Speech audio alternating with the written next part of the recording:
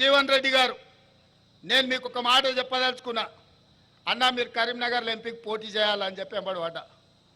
అన్న నా మాట వినలే. సరే చూద్దామని చెప్పి మొదటి లిస్టులో జీవనన్న పేరే పెట్టలే.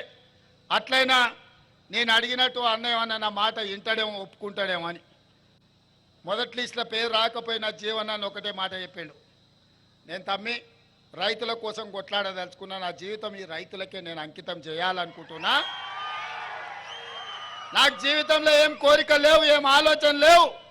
ఆనాడు అసెంబ్లీలో గెలిస్తే ఈ రాష్ట్ర వ్యవసాయ శాఖ మంత్రిగా ఈ రాష్ట్ర రైతాంగానికి, నిజామాబాద్ రైతాంగానికి తోడు ఉండాలనుకున్నా.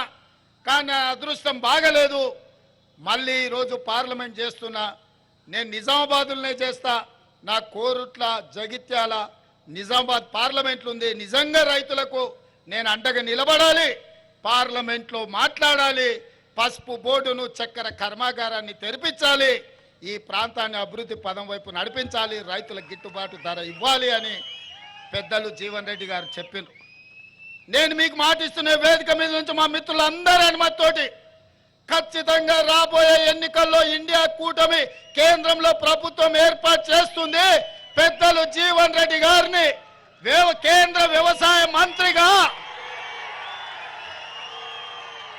పెద్దలు జీవన్ రెడ్డి గారిని ఈ తెలంగాణ రాష్ట్రంలో కేంద్ర స్థాయిలో ఆనాడు జైపాల్ రెడ్డి గారు ఉన్నారు.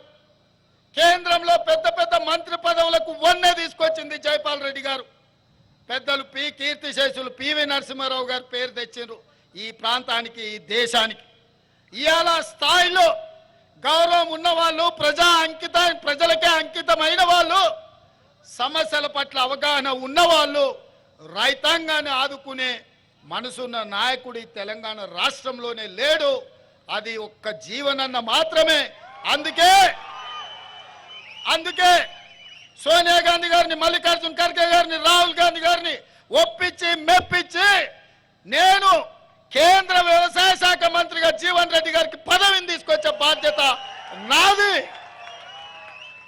మీ బిడ్డ మీకోసం కొట్లాడేటైనా ఎవరినో అడుగో, ఎవడో సంతకం పెట్టో ఏదో నిర్ణయం చేయాలని తిరగాల్సిన పని లేదు.